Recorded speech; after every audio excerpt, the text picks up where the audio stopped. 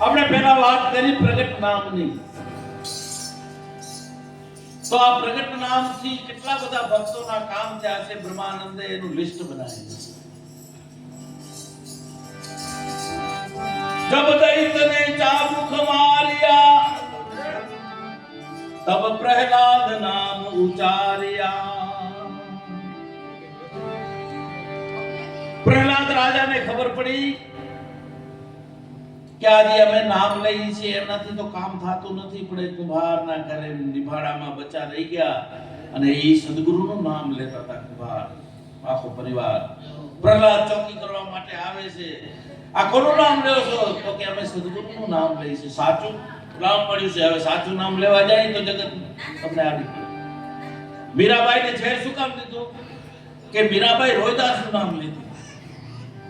હે મને ગુરુ મળ્યા રોહિદાસ, નામ હવે નહીં છોડું. હવે જગતને ચમાર દેખાય, ઈ કઈ નામ તમને લેવા દે? એટલે મીરાબાઈને ઝેર દઈ દો. આ બગડી ગઈ, અભરાઈ ગઈ. મેઘવારનું નામ લે. પણ મીરાબાઈ કે તમારા માટે છે, મારા માટે તો અખિલ બ્રહ્માંડનો સ્વામી છે રોહિદાસ. શું કામ? કે મને એના પાસે જ્ઞાન મળ્યું આત્માનું, અને મારામાં એને આત્મા પ્રગટ કરાવી દીધો. અને એ પ્રગટની પણ અસર દેખાણી. તમારા શ્વાસ ઉશ્વાસ વચ્ચે બોલે છે ને, એટલે ઝેર અહીંયાથી નીકળે ને, બોલનાર પણ અહીંયા છે, એટલે ઝેરનો અમૃત કરનાર અહીંયા જ બેઠો. એટલે મીરાબાઈને ઝેરની અસર ન થઈ. શું કામ? કે એને સાચું નામ મળી ગયું હતું રોહિદાસનું. કૃષ્ણનું નામ નથી લેતી તો વાંધા આ બધા ઠોકે નકા એને કોઈ નાક પારો ન કરે. અત્યારે કોઈ આપણે સીતારામ કહો તો તમારો કોઈ વાંધો ઉઠાવશે નહીં.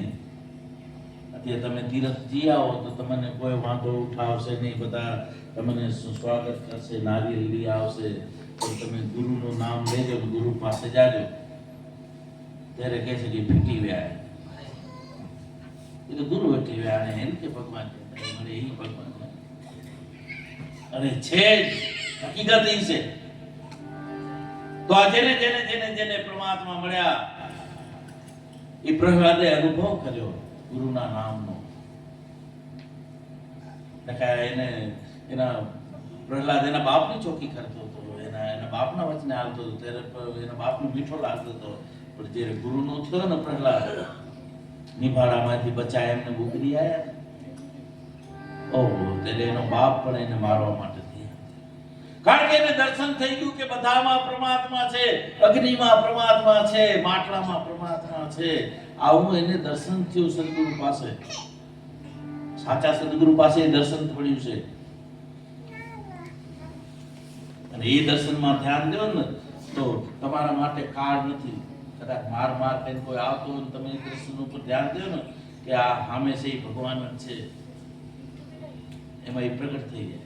જેવી આપણી દ્રષ્ટિ, આપણે કહીએ છીએ ને કે જેવી દ્રષ્ટિ એવી સૃષ્ટિ. આપણે જેવી દ્રષ્ટિ રાખી એવી. આપણે હમલા ઉપર ક્રોધ કરશું તો એ ક્રોધ કરશે. આપણે એના સામે દાંત કાઢશું, હસી જાય નહીં તો એ આપણા સામે હસી જાય. ઘણી વાર આપણે સામે વાહન અથડાય છે ને, ક્યાંક ભીડ બજારમાં કે ભેગા થઈ જાય, પછી શું કરે, એકબીજા જો દાંત કાઢી જાય તો ઓય દાંત કાઢી જાય, એટલે ઝઘડો ન થાય, હાલ્યા જાય. એક જણો અભિમાન બહુ દેશે ન તો એટલે ઉએ પાછો ચડી આવે. કારણ કે આપણી દ્રષ્ટિ એવી થઈ ગઈ. એમ સદગુરુ પાસે આત્માની દ્રષ્ટિ છે, જે સકલ સૃષ્ટિનો માલિક છે. ગુરુ ચરણ વિશ્વાસ રાખો. હંસ સાહેબ કે ગુરુ પૂર્ણ પરમાત્મા કાટ બંધન કરે મુક્તા અને હે સકળ કા. એ દ્રષ્ટિ મેળવવા માટે આ ભજન સત્સંગ છે, આ સંતોનું સાનિધ્ય છે. તો પ્રહલાદને એ દ્રષ્ટિ મળી ગઈ. જબ દૈતને ચાબુક માર્યા એના બાપે કીધું કે આ તારા ભગવાન બધામાં છે તો થાંભલામાં છે તો કે છે. મને દેખાય, તને નથી દેખાતો. કારણ કે હું ગુરુ પાસે ગયો છું, એ મને દ્રષ્ટિ મળી ગઈ. તો વાત ભીડ પ્રહલાદ તો જ્યાં જોયે તો અંદર એને કહેવાય છે કે આખી કીડીની હાર ચાલે છે, બળબડતા થાંભલા. અને પ્રહલાદે વાત ભીડીને તા તો પ્રગટ થઈ ગઈ. जब दैत्य ने चाबुक मारिया तब प्रहलाद नाम उचारिया तो नख से असुर को ए विदारिया नख से असुर को ए विदारिया तुझे याद हो के याद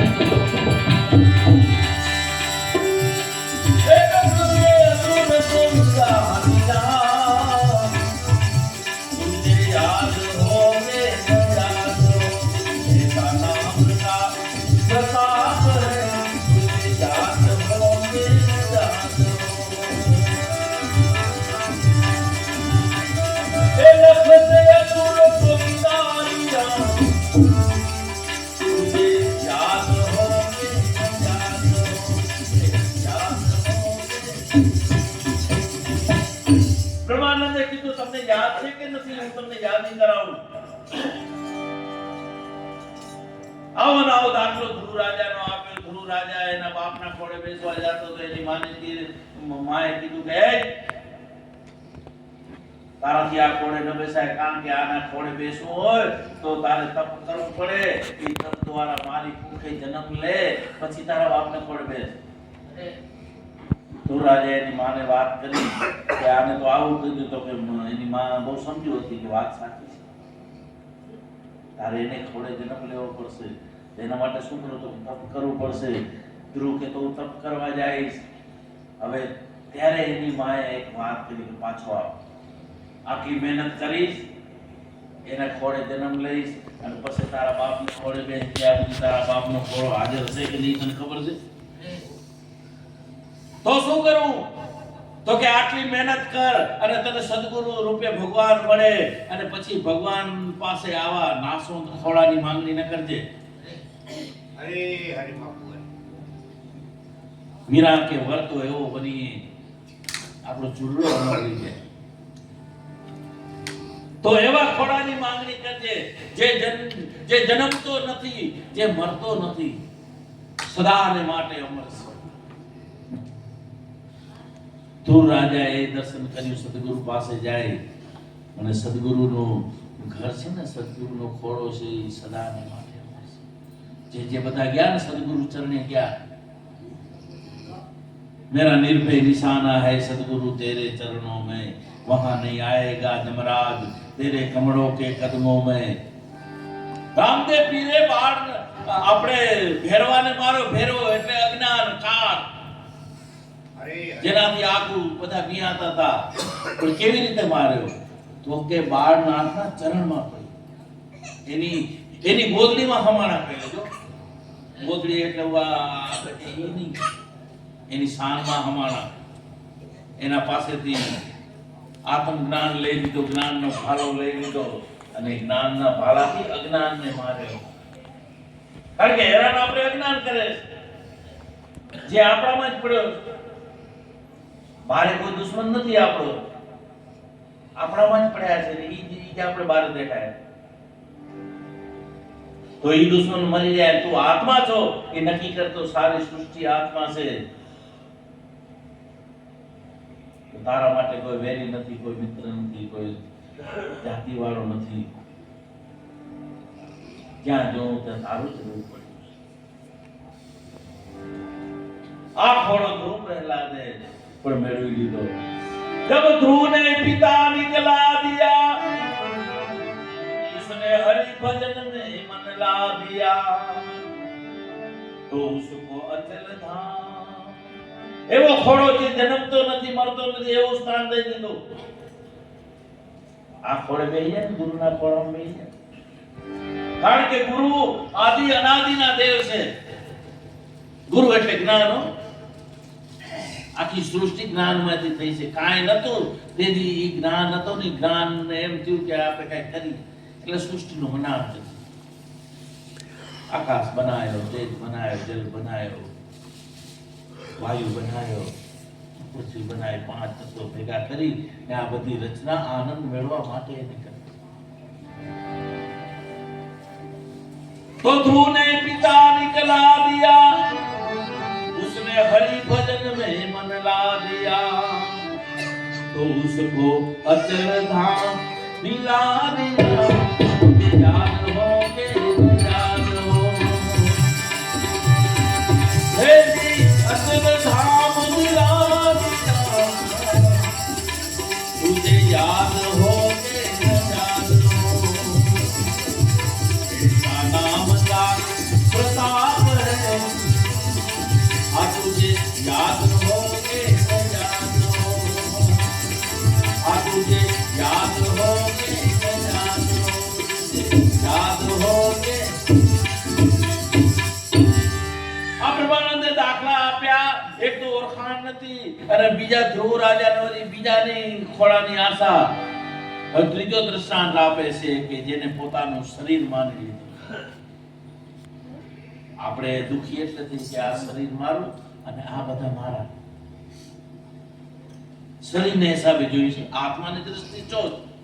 આપણે આત્માની દ્રષ્ટિ નથી જોતા ને એટલે આપણે સુખ દુઃખનો અહેસાસ થાય.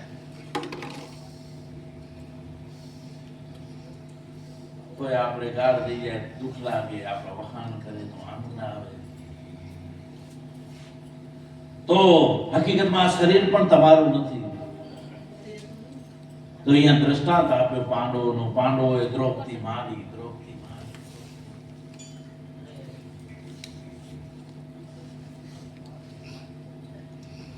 પણ હકીકતમાં દ્રૌપદીને એમ હતો કે મારા 5 પતિ પણ એકે બચાવી શક્યા નહીં. બચાવ્યો કોણ હતો કે એનો આત્મા. અને ત્યારે કૃષ્ણ હાજર હતો. એને હાજરનું નામ લીધું છે કૃષ્ણનું. અત્યારે તમે કૃષ્ણ કૃષ્ણ કરો બચાવવા ના આવે. અત્યારે તો ગોવિંદભાઈ કેવો પડે તો જ બચાવવા આવે મને. અરે આમાંથી કોઈનું નામ ન હોય તો મને બચાવવા આવે. કારણ કે આમાં ઈ જ બેઠો છે. આ બધા નામ એના જ છે. અત્યારે રામદેવી કરું તો ફાલો લઈને મને બચાવ ના આવે. આમાંથી જ બચાવવા આવશે. એટલે તો આપણા ઘરમાં કઈ ખોટા પડ્યા હોય, 2 માણસ અંદર વટે તો એકે કોઈ બહાર નીકળતો નથી કે તમે અમને રોજ માનો છો, તમને તકલીફ શું છે ભાઈ, અમે બેઠા છીએ આવડા અહીંયા માથે, અરે શું કામ તમે વટો છો, અમે છીએ તમે વટો. કોઈ ભાઈ કે ભાઈ અંદર ટૂંકો ખાતો હોય તો અંદર ખોટામાંથી કોઈ બચાવવા નીકળતો પછી બહારેથી કોઈને ખબર પડે તો એ દરવાજો તોડે, દવાખાને લઈ જાય. તો આમાં જ આપણે ધ્યાન નથી જે આપણે કામ આવે. આવો અજ્ઞાન દ્રૌપદીને થઈ ગયું. એને શરીરનું અભિમાન ને પાંડવોને પણ અભિમાન. એટલે અજ્ઞાન એને હેરાન કર્યું. પણ જ્યારે દ્રૌપદીને ખબર પડી કે હવે આ મારા 5 નહીં બચાવે, જેને મારા કરું છું નહીં બચાવે, ત્યારે કોણ? તરત જ એના આત્મામાં ધ્યાન ગયું. એનો આત્મા કૃષ્ણ હતો. ઓહ, કૃષ્ણને ભૂલી જબ દુશાસન ચીર ખેંચિયા, તબ દ્રૌપદી કૃષ્ણ કૃષ્ણ પુકારિયા. વાણીએ રામદેવીને પોકાર કર્યો ને એટલે રામદેવી હાજર હતા. વાણિયાની પોકાર કર્યો ત્યારે પોકણ ઘટમાં શરીર